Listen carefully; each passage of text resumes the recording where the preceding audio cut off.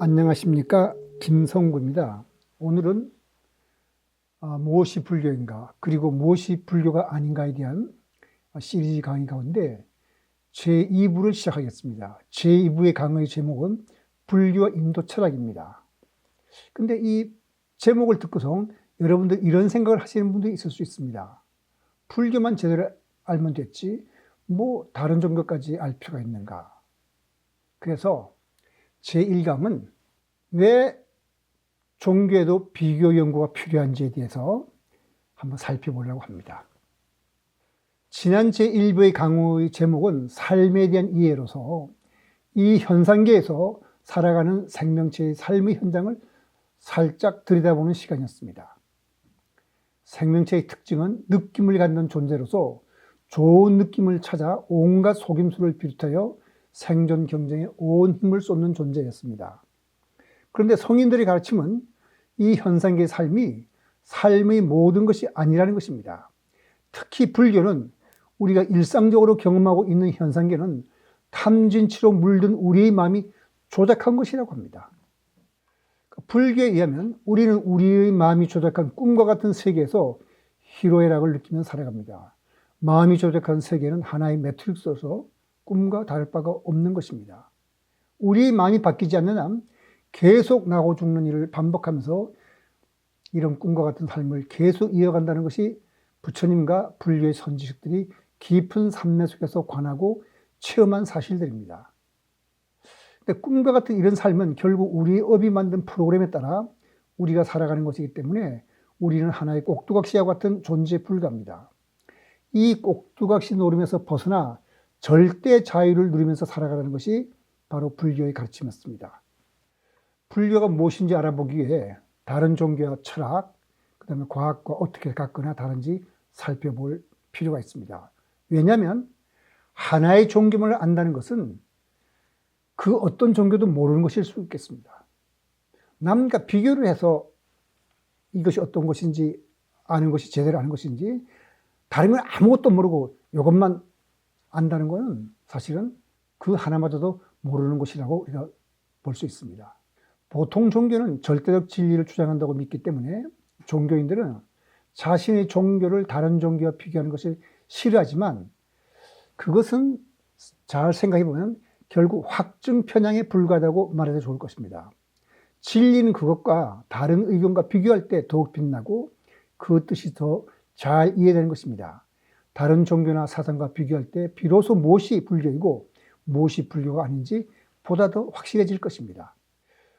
불교는 힌두교를 중심으로 한 인도의 정통 철학과는 근본적으로 다른 주장을 하고 있지만 불교도 결국 인도란 땅에서 탄생한 겁니다.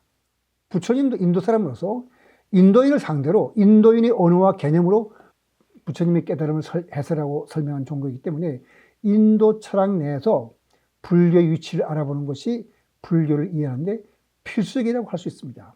이런 뜻에서 이번 제2부에서는 인도 철학과 불교의 관계를 중점적으로 살펴볼 예정입니다.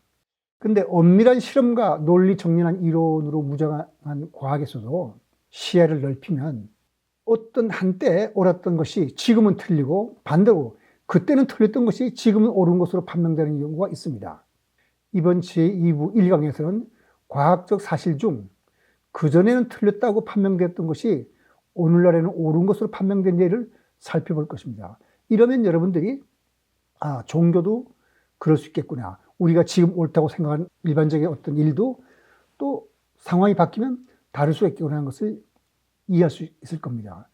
어쨌든 이러한 사실에 유추해서 우리는 왜 종교에도 비교 연구가 필요한지 이해해 보도록 하는 시간을 갖도록 하지요.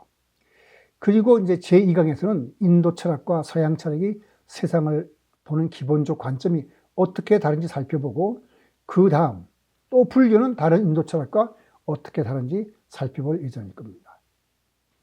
오늘은 그 비교 종교가 필요하다는 걸 설명하기 위해서 우리가 확실하다고 믿는 과학에도 사실은 한때는 옳았던 것이 다른 때는 틀리게 되는 예를 하나 들어보겠습니다. 그게 바로 유전자 결정론과 라마르크의 용불연설입니다. 다윈은 1859년 종의 기원을 출판함으로써 진화론을 발표했는데 다윈보다 50년쯤 먼저 바로 다윈이 태어난 해 1809년 프랑스의 장 바프티스트 라마르크는 체계적인 학설로서 최초의 진화의 개념을 제시했습니다. 유명한 얘기인데 여러분 다 아실 겁니다. 라마르크는 1809년 동물 철학에서 길이는 높은 곳에 있는 모기를 먹기 위해 노력하면서 목을 계속 늘어뜨렸고 그 결과 지금처럼 길어졌다는 의견을 제시했습니다.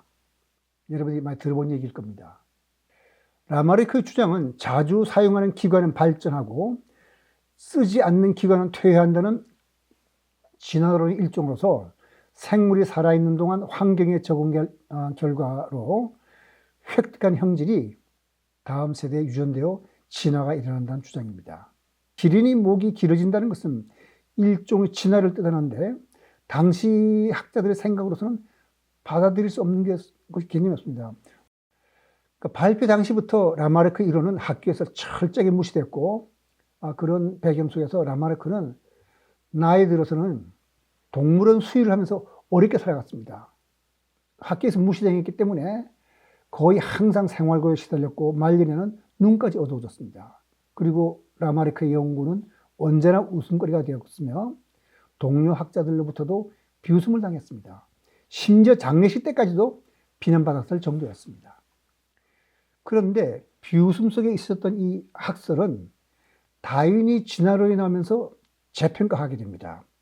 당시 프랑스 과학협회는 진화론 이전에, 그러니까 다윈의 진화론 이전이죠. 이전에 프랑스에서도 이런 학설을 주장한 선구자가 있다고 해서 부랴부랴 유적을 찾았는데 다윈한테는 5남매가 있었는데 다 어디 간지도 모르고 뭐 죽고 그래가지고 막내딸만 70살 정도로 살아있었다고 하는데 그래서 그 막내딸을 찾아서 훈장을 수여하고 그 자리에서 아버지의 뜻이 30년 만에 빛을 보았다고 이제 칭찬도 하고 그리고 또 딸은 훈장을 받으면서 우리 아버지의 그 뜻이 30년 만에 빛을 봤고 하면서 감격해서 눈물을 흘렸다고 합니다. 근데 찰스 다윈은 종의 기원에서 자연 선택을 진화의 주 원인으로 발표했지만 다윈 역시 진화가 일어나는 유전적인 원인에 대해서는 아는 게 없었어요. 그래서 그런 진화가 일어나는 유전적인 원인에 대해서는 라마르크 용불용설 이상 뭐 어떤 이유를 제시 못했습니다. 거의 비슷해요. 제가 이제 예를 들어 볼 텐데 다윈에게 그 진화를 힌트를 준 것은 갈라파고스 제도에 사는 핀치새의 부리가 섬에 따라 달라지는 겁니다. 왜냐하면 섬마다 핀치새가 먹고 사는 모기가 달라졌어요. 거기 지금 그림에 보면은 제일 위에 왼쪽에 보면은 작은 곤충을 먹고 사는 핀치새는 입술이 그렇게 작은 곤충을 먹게 알맞게 됐고 큰 곤충을 먹고 사는 환경에 사는 새는 또 입술이 그렇게 돼 있죠. 그다음에 나무 속에 있는 곤충을 파먹고 사는 새는 또 곤충을 파도 입술이 날카롭고 나무를 팔 수 있도록 되어 있습니다. 그다음에 열매나 씨를 먹게 돼서 딱딱한 걸 먹게 되는 것은 그 아래쪽 왼쪽 그림처럼 부리가 그렇게 생겼죠. 그다음에 새싹에는 열매, 그다음에 선인장이 즙을 먹고 사는 새들은 전부 부리가 달랐어요. 그래서 다윈이 진화에서 론을 생각하게 된 결정적인 힌트를 준 것은 바로 이 갈라파고스에 사는 핀치새의 부리 모양입니다. 그래서 다윈은 환경에 적응하도록 동물들은 자기의 그 모양을 바꾼다. 그래서 진화가 일어난다. 이렇게 말했으니까 결국 알고 보면 라마르크의 용분연설이나 별 차이가 없죠. 그게 맞는지 안 맞는지 요즘 확인됐습니다. 스웨덴의 조사 그 연구팀들이 그 서로 다른 핀치새들을 다 보니까 DNA 같아요. 그 지금 그림에 나오죠. 그러니까 라마르크 용불용설이나 다윈의 그 핀치새의 부리 모양이 다른 것은 비슷하다 보면은 라마르크 용불용설도 한번 다시 생각해 볼 가치가 있는 생각이겠습니다. 다윈이 제시한 자연 선택의 개념은 탁월하지만 핀치새의 부리 모양이 달라진 것이 환경에 적응하기 위한 것이라고 본다면 아까 말씀드린 대로 다윈의 질환 역시 라마르크의 학설과는 큰 차이가 없다고 볼 수 있는데, 똑같은 논리로서 기린의 목이 길어진 것도 환경에 대한 저곡이라고 주장할 수 있겠죠. 그런데 라마르크를 반박하는 결정적인 과학적인 연구가 나오게 됩니다. 바이스만이라는 독일의 과학자가 정말 획득 형질, 그러니까 살면서 자기가 획득한 그 형질이 유전되는지 알아보기 위해서 쥐꼬리를 자르고 한 2만 마리 정도 자르고, 또 꼬리 없는 쥐끼리 교배를 시켜서 또 태어난 새끼 꼬리를 또 자르고, 이렇게 걸쳐서 5대에 걸쳐서 쭉 조사를 해봤어요. 근데 보니까 꼬리 없는 쥐를 교배시켜서 만든 쥐 새끼들도 조선과 같은 꼬리를 갖고 태어났습니다. 여기서는 조금 좀 문제가 있을 수 있는데, 바이스만도 알았어요. 뭐냐면 5대에 걸쳐서만 아니고 50대에 걸치면 혹시 꼬리가 없는 쥐가 나올 수도 있지 않는가 하는 문제가 있을 수 있기 때문에, 여기 바이스만은 자기의 연구 결과에 덧붙여서 뭐를 제시했냐면은, 유대인은 할례를 하거든요. 조상대 몇천 년 동안. 근데 유대인 남자는 수천 년에 걸쳐 할례를 받지만 표피 없이 태어난 유대인은 한 명도 없어요.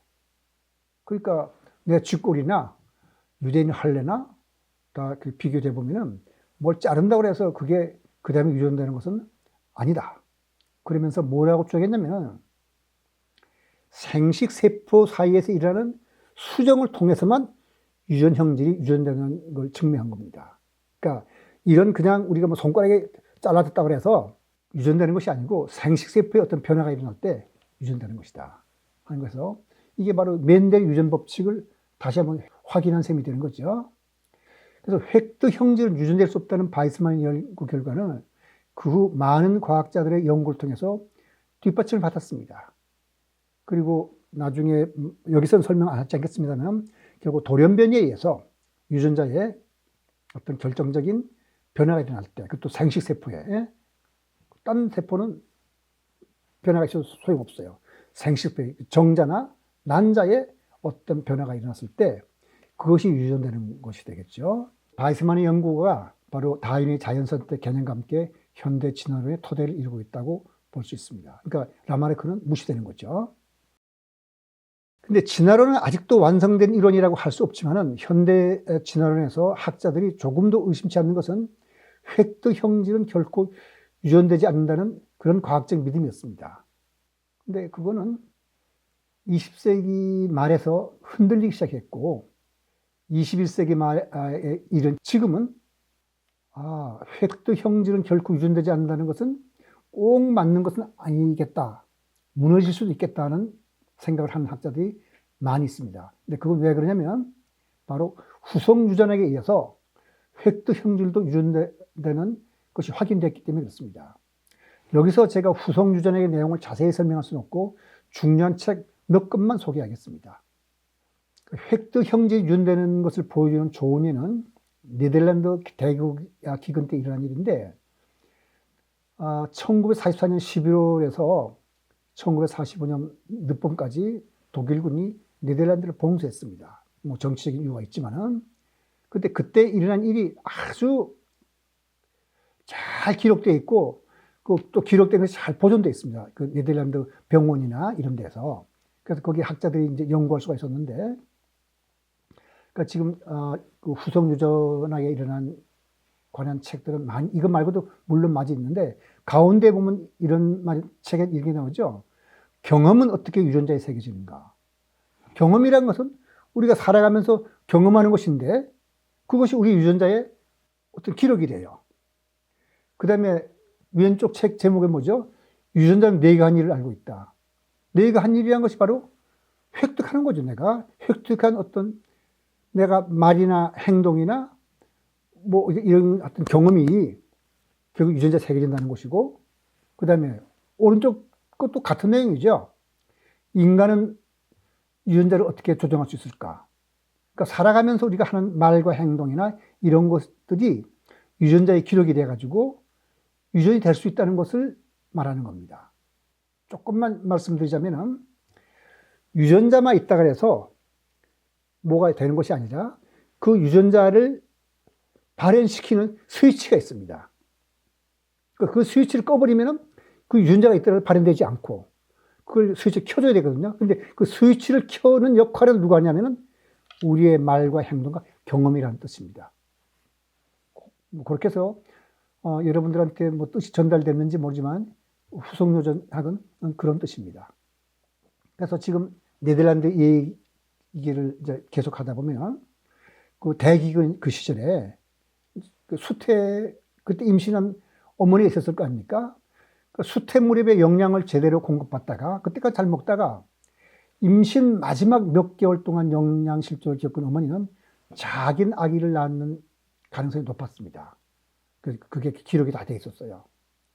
근데 반면에 처음 석 달 동안 잘못 먹어서 영양실조를 걷다가 그 후에 이제 그 독일군의 포위가 풀리면서 영양 공급을 잘 받은 어머니는 정상 체중의 아기를 낳을 가능성이 높았습니다. 여기까지는 학자들의 주목을 받을 만한 일이 아닙니다. 그런데 그 후에 일어난 일이 학자들의 주목을 받게 된 거예요. 그래서 작게 태어난 아이는 평생 동안 몸집이 작았고 비만율이 일반 인구 집단보다 훨씬 낮았는데 이 아이들은 자라서 음식을 마음대로 먹어도 살이 찌지 않았습니다. 반면에 임신 초기에만 영양실조를 겪은 어머니가 태어난 아이들은 자랐을 때 비만율이 높았고 건강 문제가 발생하는 비율도 굉장히 높았습니다. 더 기묘한 점은 이 중 일부 효과는 처음 석 달 동안 영양실조를 겪은 여성의 손자에도 나타난다는 뜻입니다. 그럼 뭐죠? 유전됐다는 거죠. 그러니까 유전자 결정론만으로는 설명할 수 없는 거죠, 이거는. 그래서 그 후에 학자들이 과연 사람한테 다 실험할 수 없으니까 쥐나 꼬마 선충고 같은 동물들을 가지고 여러 가지 실험을 해본 결과 결국 기억도 유전된다는 것을 알아냈습니다. 그러니까 쥐나 꼬마 선충이 지금 배운 것이 배웠기 때문에 어떤 것을 기억을 하게 되면은 그건 바로 획득형질인데 그것이 자손에게 유전된다는 걸 찾아냈습니다. 사람의 경우에도 연구 결과가 있는데 사람의 경우에도 총각 시절의 한 행동이나 습성이 자신에게 영향을 미치는 결과가 나와 있습니다. 이제 이런 걸 보면은 생각해 볼 것이 뭐냐면은 왜 정밀한 실험과 엄격한 이론적 검토를 거친 과학적 결과가 그때는 틀렸다가 지금 옳게 되는 것일까 하는 생각을 우리가 해야 됩니다. 지금까지 과학은 환원주의 관점에서 세상 사물을 보고 기술해 왔거든요. 그리고 큰 성공을 거둔 것도 사실입니다. 그러니까 환원주의적 관점에서 세상을 본다는 것은 이 세상의 일부를 떼어내 가지고 거기에서 일어난 일이 전체에서 일어난다고 본 거거든요. 그래서 전체 일부에서 떼어내서 본 것이 다른 것과는 관계없이 독립적인 사물인 것처럼 본다는 걸 뜻하는데 그러나 그렇게 사물의 한 부분만을 떼어서 관찰하면 반드시 어딘가에 잘못이 나타나게 마련입니다. 그러니까 전체를 보는 눈도 반드시 필요합니다. 왜냐하면 이 세상 모든 것이 유기적으로 연결되어 있기 때문입니다. 세상은 모든 게 유기적으로 연결되면 이런 각도에서 보고 저런 각도에서 볼 필요 있기 때문에 어느 한 각도에서 봤을 때 맞던 것이 딴 각도에서 보면 달라질 수 있는 것입니다. 결국 불교 연기법 때문에 그런 거죠. 그러니까 DNA가 생명체의 운명에 중요한 역할을 하는 것은 분명합니다. 사람들의 성격이나 건강, 질병이 DNA에 관계에 있어요. 그렇지만 유전자 혼자서 모든 걸 결정하는 것은 아닙니다. 후손 유전자의 연구 결과를 보듯이 경험 역시 유전자에 영향을 주고 유전자의 스위치를 켤 수도 있고 끌 수도 있습니다. 다시 말해서 유전자가 있더라도 그 스위치가 켜지지 않으면 그 유전자가 발현 안 하는 거죠. 그래서 유전자와 환경은 서로 협동하고 영향을 주고받으면서 어떤 기능을 발휘하는 겁니다. 그러니까 전체를 보는 눈이 필요하죠. 유전자만 볼 것이 아니라 유전자가 관계가 있는 그 환경도 필요한 거죠. 그러니까 유전자 결정론과 후손 유전학의 비교는 종교적 진리를 바르게 이야기해서 왜 종교의 비교 연구가 필요한지를 이해하는 데 도움이 되기 위해서 제가 설명을 드린 겁니다. 종교적 진리도 어느 하나의 종교만 보아갖고는 독단과 독선에 빠질 우려가 있다고 우리가 봐야 될 것입니다. 그래서 다른 것과 비교하자는 거거든요.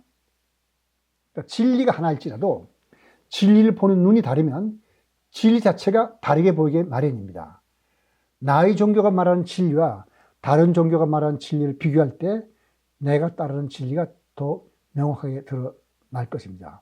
이런 뜻에서 우리가 인도 철학과 불교를 비교해보고 또 나중에는 다른 종교하고도 비교를 하게 될 겁니다. 앞으로 제2강에서는 앞서 말씀드린 바와 같이 인도 철학과 서양 철학이 세상을 보는 기본적 관점이 어떻게 다른지 살펴보고 또 불교는 다른 인도 철학과 어떻게 다른지 살펴볼 예정입니다. 오늘 강의 여기서 마치도록 하겠습니다.